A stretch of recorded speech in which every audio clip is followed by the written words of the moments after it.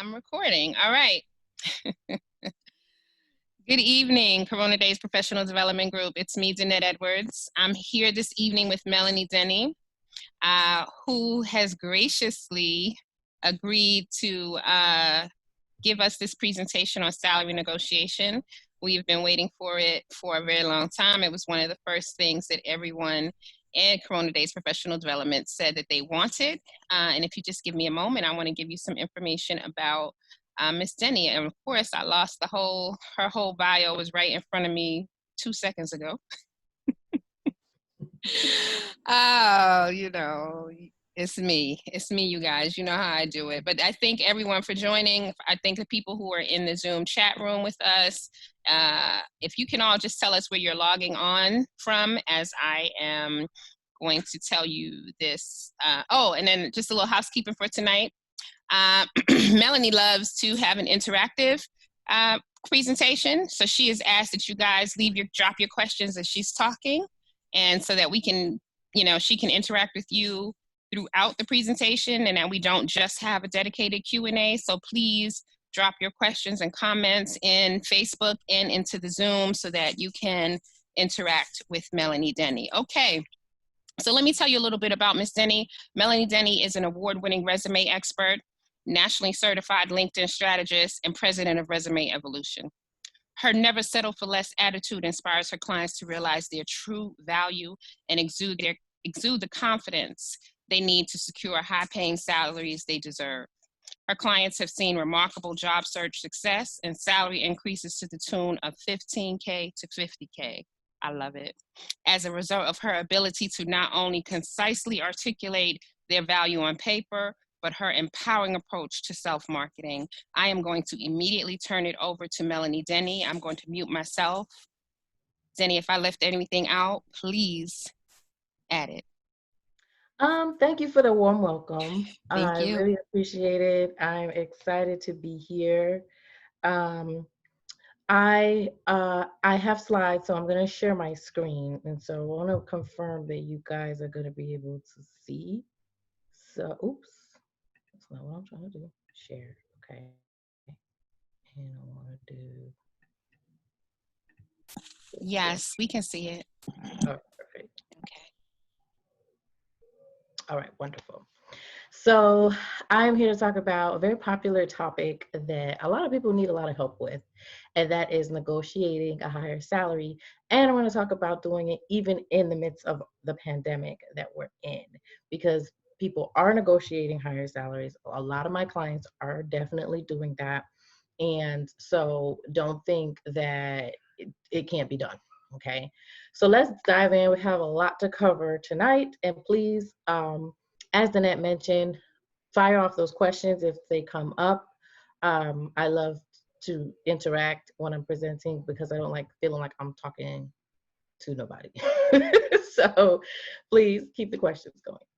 All right, so a little bit more about me. As she said, I am an award-winning resume expert. I'm also certified in resume writing. I am certified in LinkedIn as well. I'm the president of Resume Evolution, and we provide LinkedIn resumes, cover letters, self-marketing tools to help people that are ready to level up. That's my sweet spot. So I love people who come to me saying, I'm ready for that next level. So I'm also the founder of the Society of Elite Resume Writers. Basically, these are up-and-coming writers that want to be better at writing resumes and serving their clients and building their business. I'm also a former board member of the National Resume Writers Association. I'm an author, a speaker, of course, and I've been, my work has been featured in several books, and I've been quoted in several media outlets as well.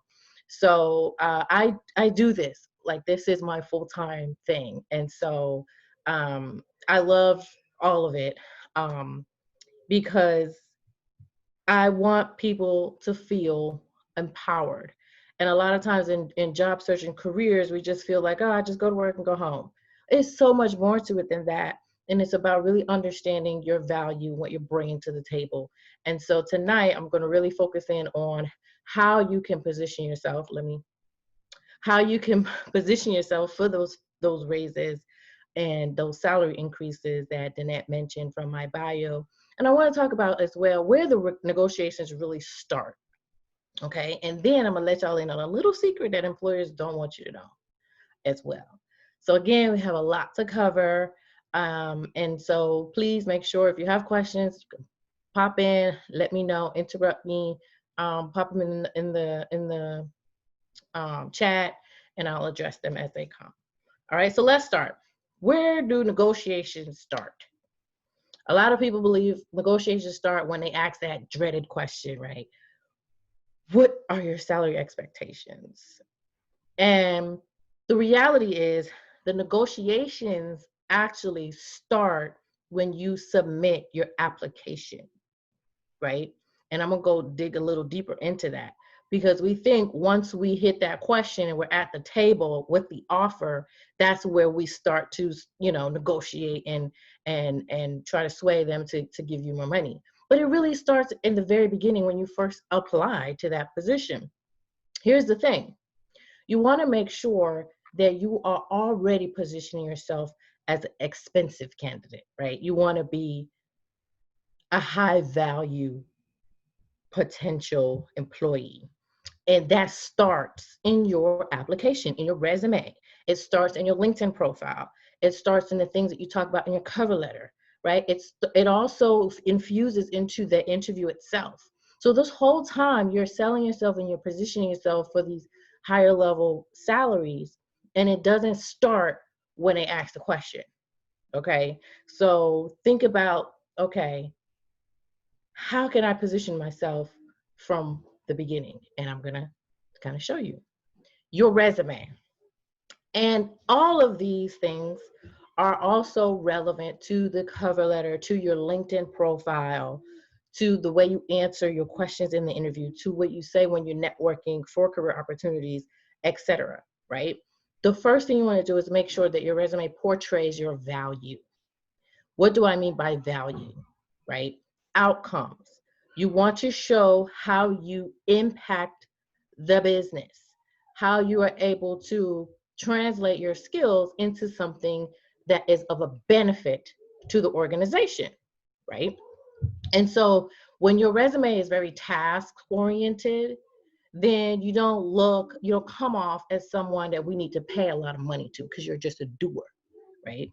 But if you portray your value and show the impact that you've made on the organization, then you're expensive, right? Employers want to pay for that. That it's worth it. So if you are a salesperson and your resume talks about, I do sales calls, I do cold calls, but not saying I generate $2 million annually for my corporation, they're not going to see how valuable you are. Does that make sense? So think about things in terms of outcomes. So that's generating revenue, that's growing a client base, that's saving money, that's improving processes, which translates into productivity increases. That's valuable.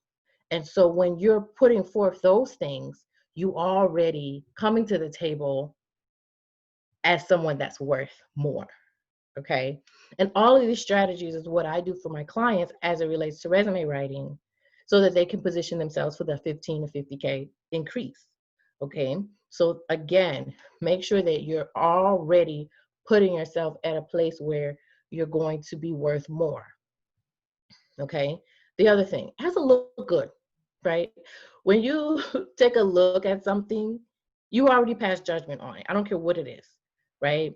Whether it be a house, the curb appeal matters. A book you pick up, the cover matters. Same thing with your resume, right? So before they read a word, they've already kind of judged, oh, this person looks entry level. Oh, this is boring. Oh, just another resume. You want to look expensive. You want to look like you're worth a lot of money on paper. And that goes into some of the formatting, make it modern, make it professional, add a splash of color, right? And then make sure that people are drawn to it and not bored with it, right? So you want to make it look good. That's another part of the resume as well. It plays a part. Okay. Demonstrate leadership. Again, I really love catering to folks ready to level up. And a lot of times they're in leadership or looking to move into leadership. So if your resume is not demonstrating your leadership, right, you may not be as valuable. And so how you do that is you highlight anytime you took initiative to do anything, you highlight how you've influenced others around you to do things. You show how you have implemented some type of change. You show how people rally around you and you can turn things around, right? Demonstrate that leadership, because employers are looking for good leaders, and they are willing to pay for people to come in and lead, right? Leading departments, leading groups, that's going to be valuable as well. So showcase your leadership in the resume and throughout the LinkedIn and all of that. Differentiate yourself, right? What makes you unique? What makes you special? What makes you different? What makes you the one? I mentioned sales before, and honestly, if you're a good salesperson, you're going to have some level of stats on your resume, hopefully, right? And so across the board, looking at all the salespeople, they are going to have great accolades in terms of, being very fruitful in their efforts, generating some money, growing the portfolio, growing the client base, etc. But now what makes this salesperson stand out? And it depends on you. And this is something that a lot of people don't even think about, but everyone has something special that they're bringing to the table. Everyone. I don't care what job you have, I don't care what you do. There's something unique about you, the way you do things. Maybe you're bringing a special, different perspective. Maybe you're able to speak several languages. Maybe you are someone who deals internationally, so you have the global aspect to things. It could be anything. But knowing and having that specialty is going to raise your paycheck because people pay for expertise and specialty, something different, something unique that's valuable, right? So all the while, you are building the case for people as to, wow, you know what? I wonder how much I'm going to have to pay this person because he or she is really, really valuable. Like, we want her, but hopefully she'll take, right? They're already thinking that way because you're positioning yourself as someone who's worth more, all right? We got some things in the chat. Hold Melanie, do you want me to read them to you, or you want to read them out loud? How do you want to do this? However you want to do it, I'm down. on. You can interrupt and read them to me because I'm not seeing the pop-ups. Okay, perfect. Okay, so we have a few here. So the first one is from Lois Thomas. She says, is this presentation being recorded and will it be available? Yes, this presentation is being recorded. It will be available in Corona Daze Professional Development in our group, in our Facebook group, which if you're on the Zoom, you'll get that link for that, and it will also be available on our YouTube channel by tomorrow morning. So that was the easy one. That was the first one. Then Bill Burke says, will this presentation touch on negotiating salary increase upon your review, especially during these times while the company has also been actively cutting jobs? Okay. And then Oz Volk says, so quantify. And I'm assuming she was responding to when you were saying about numbers on your in your resume. Yes, definitely quantify numbers for sure. Numbers for sure. And regarding the question about review, yes, it's mostly going to be about new job, but a lot of this can translate into reviews, and I'm going to talk about both of them. Now, in terms of right now, with the whole pandemic happening, two things I want you guys to recognize is thing one, if companies are cutting, that doesn't mean there's no money. It means they're preserving the money. In most cases, little small businesses, that's a little bit different. I'm more talking about bigger corporations that are more stable, right? If you work for a small family business or mom and pop, yeah, there may be a true lack of funding. But when you're working for a company that is very well established and they have a good cash flow, okay, let me turn this off because I'm gonna just be okay. So, where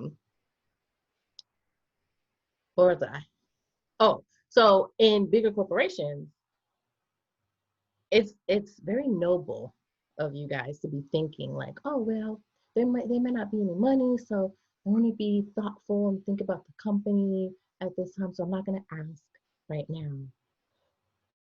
They don't think about you when they make business decisions. These are business decisions, and you have to think about your career as a business as well. And if you feel like it's time for me to get a raise, you need to come and I'll show you some things that you need to come prepared with and ask for what you deserve. And in the midst of the pandemic, here are a couple of things that I wanted to point out as well. Yes, I'm talking about making sure that you're showing your value, etc. And this is again mostly for if you're applying. But if you're working somewhere currently and you don't want to leave and you want to raise, you're going to have to show how you've been successful in your current position with numbers, quantifiables, proof, case studies, whatever proof you have. So it's laid out in black and white. And you're going to need to be able to show how you're going to help the business in the future. Because right now, everything is so unknown, right? So you as an employee, yes, you've been doing well, you've been doing good. And hopefully in the midst of the pandemic so far, you've shown something of value that you will continue to show if you get the raise, right? And so you have to really think about not just, oh, I do my job and I do it well. Oh, I've been here 2 years, so I deserve a raise. It's about how am I adding value, especially in these times. Hey, since the pandemic hit, I haven't missed my quotas. And I think that's important. And I think moving forward is going to be important for you as well, because I'm keeping the money flowing.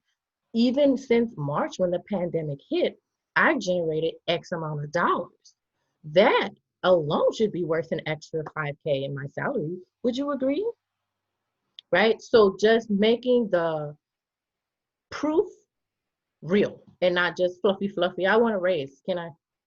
Well, I don't want to ask because everybody's broke or they're cutting people. No, it's about asking when you have something of value and asking and showing that you have something of value. Hopefully that answered your question. I like that, Melanie. I have yeah, because I don't know if you're going to speak to this. This is my question, but I also have a question from someone else or my statement. Maybe you'll talk on this.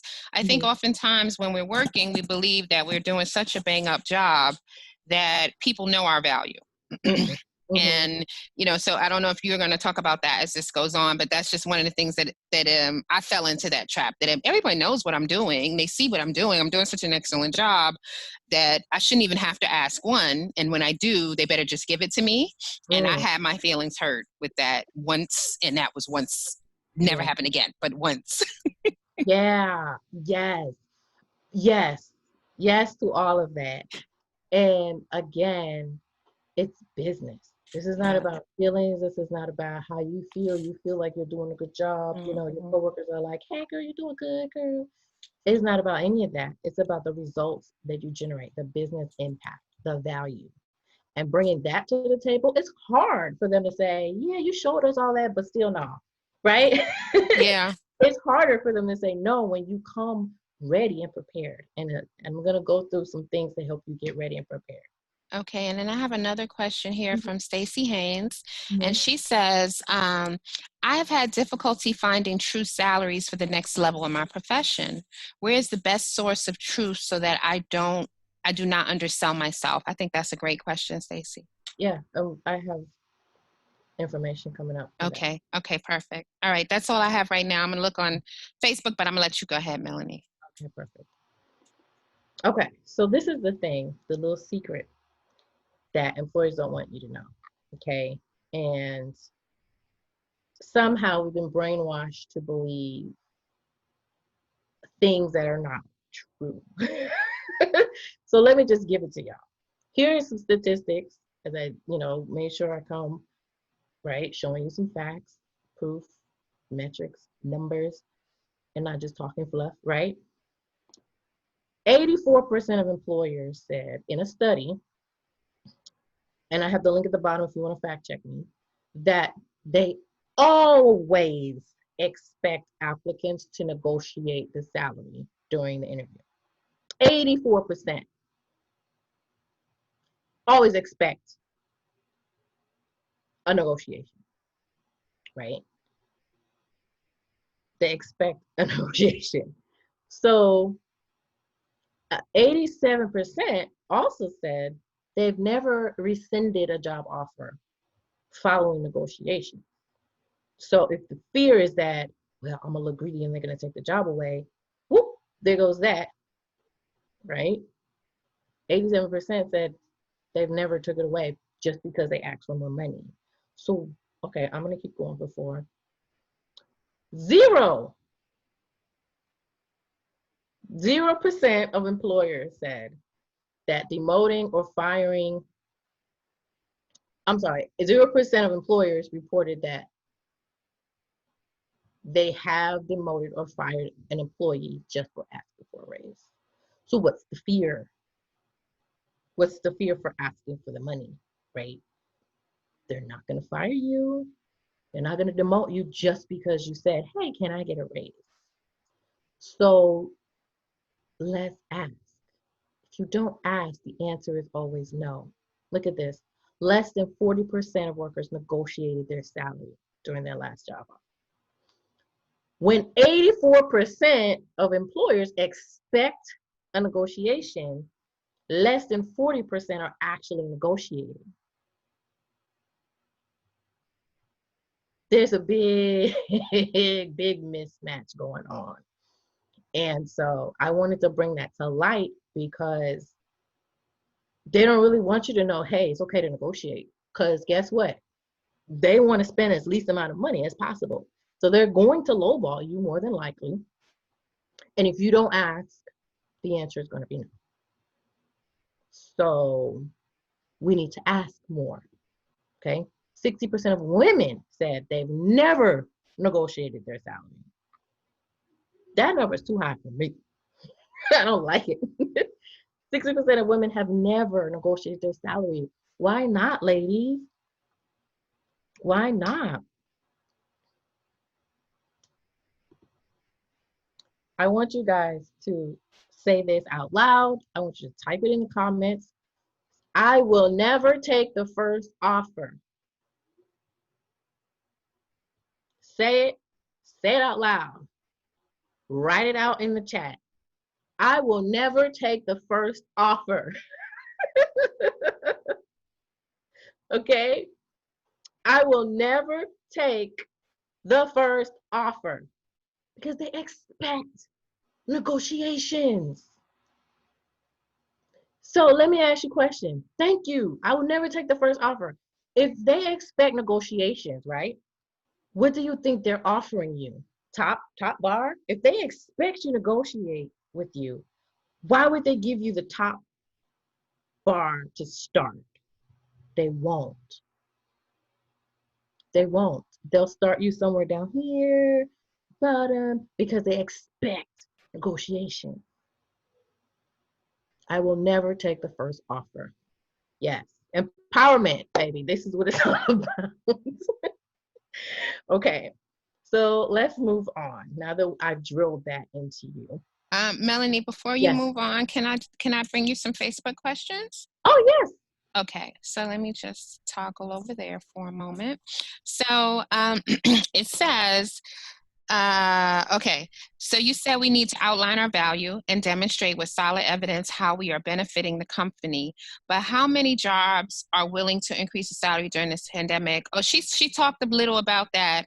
I also want to say, and I don't want to say it wrong, Melanie, but your background is primarily with corporate, right? Yes. Private sector, corporate, not necessarily government and nonprofit, right? Sure. Okay. Yeah. So a lot of this information, guys, is stuff that you can take into a nonprofit in a government setting, but we all know that there are different rules in there. But this is primarily for a private sector. She's dealing with corporate crime. Of course, she's dealing with corporate crimes when she can get somebody a $50,000 pay increase, right? And not a government. But a lot of this you can bring over to that sector. Okay, and then let me just find the other question we had here from Facebook is, let's see.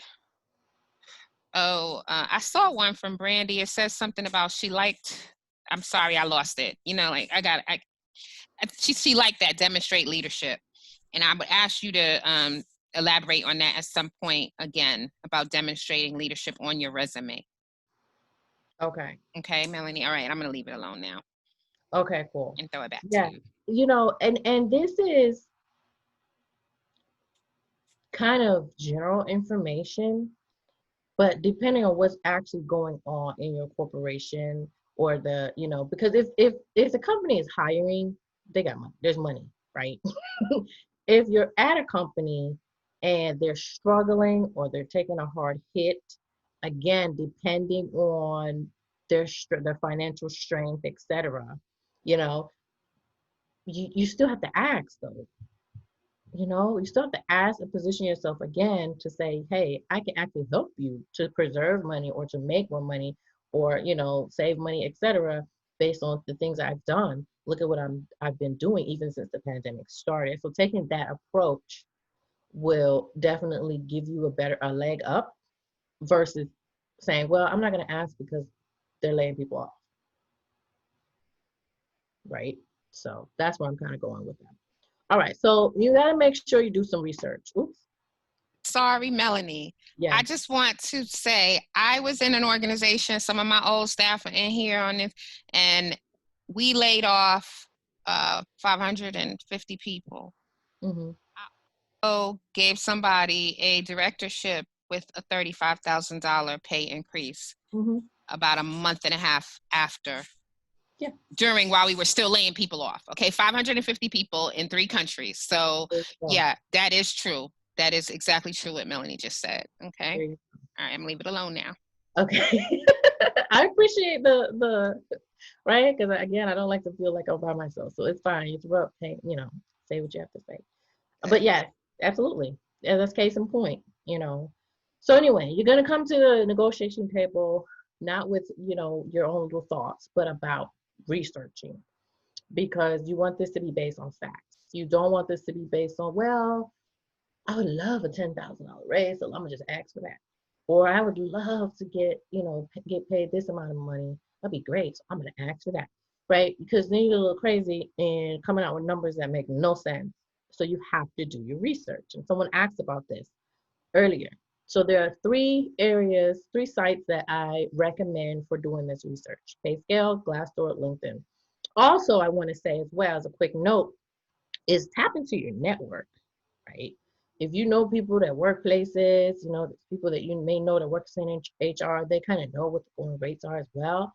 Don't be scared to reach out and say, hey, I'm looking at this position. Do you have any idea of the pay range for that? And people, they'll tell you. If you know, if it's not their salary, they would probably be more open to tell you. So don't be afraid to ask real people as well. So PayScale is my favorite site for this stuff.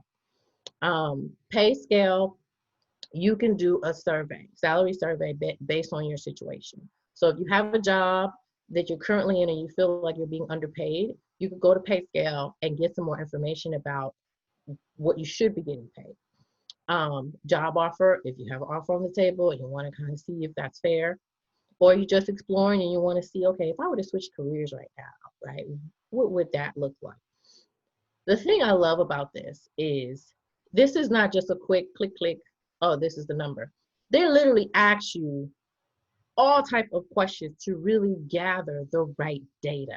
They're asking about your education, you know, what degrees you have, what certifications you have, your geographical location, your number of years experience, job title, I mean, everything. And it comes back with a full report. And you're going to have that data based on your industry and everything. And so it's a great place to start to just, okay, let's see where we stand, where I stand, where the industry stand, where the market is, etc. And now you're going to have real numbers to work with, right? And this is very, very helpful because you can say, based on my research, hell, you can even probably print out the report and bring it to your boss in addition to all your other things and say, well, the research I did, right? So do this research because as business owners and business leaders, they can't deny the stuff, the numbers. They can't deny the stats in the data. So definitely it positions you to have a stronger negotiating power when you have done this research. Another place is Glassdoor.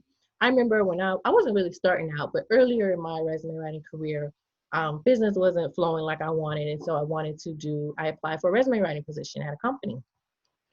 And I was like, damn, I wonder what they're paying. Glassdoor.com.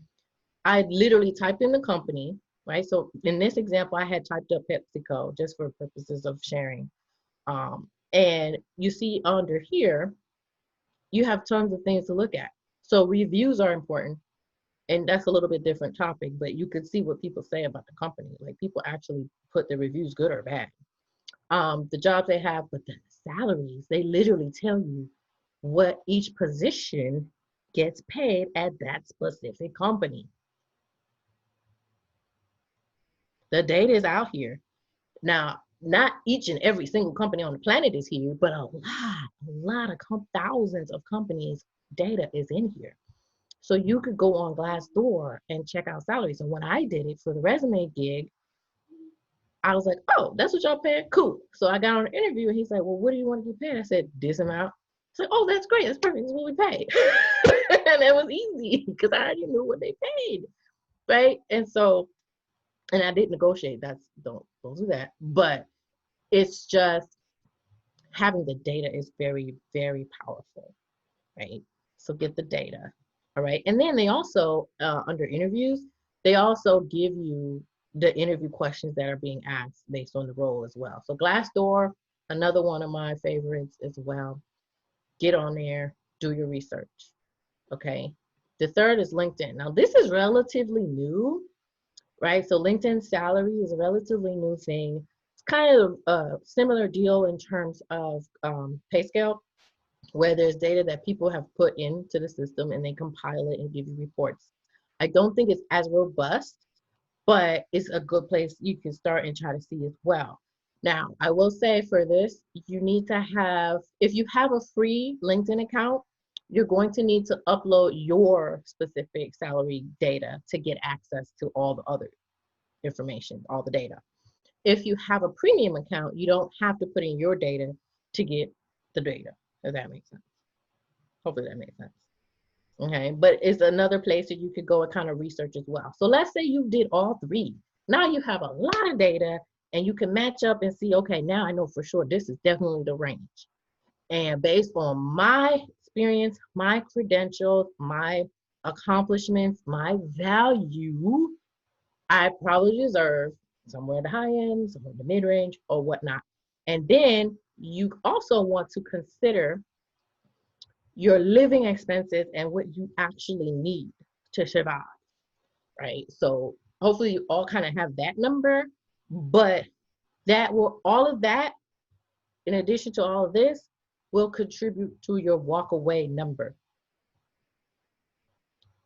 A walk away number is so important because you'll get on that slippery slope and end up getting underpaid and wonder what happened because you didn't have a walk away number. I'm gonna pause. Do you have questions? I feel like it's a good place to pause for questions. It's a good place to pause. Please drop questions. Stacy says, I have found that Glassdoor is not accurate and PayScale and LinkedIn are somewhat close. Now, Oz, I'm not sure. Okay, they are building in the give back. Damn, I do that. Clarify that, Oz. I'm not sure what that meant. If you can clarify that quickly for us, and then in Facebook chat, let me see if I have anything. I don't have anything in the Facebook chat, and it might be me. because I don't see any. I don't see any comments at all. Okay. And I just had some a few minutes ago, so that's me. So concerning LinkedIn Premium, is it worth the additional fee in your opinion to upgrade? This comes from James. I say master the free first. That's my opinion. Master the free because there's workarounds and different ways you can really leverage LinkedIn for free. And then when you feel like, okay, I'm I'm good, I need more, then look into the premium. Some people don't even work the free version, they want premium and they don't even know what they're paying for. I found a lot of clients that come to me and say that. I'm like, oh, you have premium? Have you found it useful? I really don't know what I'm getting. Okay. So master the free version first and then look into upgrading to a premium. Based on limitations or things you want to do and feel like you can't do, then you can say, okay, I think I need the premium. And I have from Facebook, thank you, James. From Facebook, Rhonda says, you are so right. We have been programmed to have a certain mindset. We generally don't even think we're going to get an increase, so we don't go after it. Yes, particularly women, but thank you for reinforcing our rights and boosting our confidence. But of course, I will remember you must come with the value. Yeah, you must come with the value. Okay, that's what I have so far. Let me just check back in the chat and then we can go forward. Stacy says yes to LinkedIn Premium. I have been able to connect and network with several people I didn't have access to before. You probably mastered the free already, Stacy. I have Premium because of this group. Only, because I want to link with so many people and I don't want to have to go, I want to be able to contact people like Stacy. But if I was just out there as a job seeker, I probably would just have a regular account. And then is that Lois who says, do you ever use the government labor statistics in terms of trying to salaries? Yeah, that's another good place. Okay. That's another good place, definitely. For that, I'm not a fan of that because it's lower, right? It's lower. But it is, I don't know, something about it doesn't. But it could be another source for sure. Don't rule it out. Oh, okay. And now Oz has clarified that. So she says, I do that with clients. I lowball because I know that we will negotiate up to where my budget actually is. Yes. And I'll just add in as well with the salary. So I always start when I'm offering somebody a salary, of course, lower than I want to pay them. And I have experienced this so many times, so I'm just co-signing on what Melanie has said, where somebody is like an excellent candidate and I'm thinking they won't take the salary, right? I make the offer and they say yes. And I'm like, she didn't even ask for more. And I'm like, well, I can't make you ask for more, but I'm like, seriously, and if it's somebody internal in the organization, I will usually say to the HR manager, hey, why don't you go talk to her? Like, why don't you go talk to him? And it always amazes me. Actually, the people who always ask me for the biggest pay increases or largest onboarded salary increase are people who don't come with the best value. Wow. They have a lot of confidence. They have a lot more confidence than people who come with it. And that's just been my experience, but okay. Interesting. That's so interesting. And that just goes to show it's not about anything besides confidence, which we're going to talk about in a second. Right. But the thing is, once you have set up yourself like, okay, my resume is legit, I'm portraying my value, I apply, they want me, cool. I get in there, I have researched, I have the data to back it up, I have my stats, I have all my information, I know my walkaway number. This is so important because, I asked my client one time, what's your walkaway number? And they were like, what is that? And I'm like, there has to be a number where you will not work for that amount of money because you can't survive. You'll get evicted, right? There's a certain level that you need to bring in the door to sustain your life. And if you can't get that number, you're probably going to need some additional sources of income. right? So get a second job, get a part-time job, get a gig job, right? Uber Eats, whatever. But you need to know what your number is to survive and do the things you need to do. So based on the data you find and your credentials and value and the number you need to live, it all needs to mesh. It all needs to mesh. And once you have all this information, baby, your confidence is going to be through the roof because you're going to know and be willing to Love walk it. away. Yes? Oh, I said I love it. okay. A good negotiator is always willing to walk away. That's the part because once you're not willing to walk away, you're too attached and you're going to be like, and you're going to lose negotiation. You need to be willing to walk away. And so having your walk away number, I had a client and she was making, she was basically overpaid at her company. And she got let go, she left, whatever. And she knew that she was not going to get that much in the next role, right? She was making like 200K with bonuses and all this stuff. And I said, well, what's your walkaway number going to be? And we had to work through that. And I was like, come back with your walkaway number. It took her several weeks, not several, maybe 2 or 3 weeks to come back and finally give me a number. Her walkaway number was 150. All right, cool. So if they offer you 149, 999, you have to walk away for that dollar.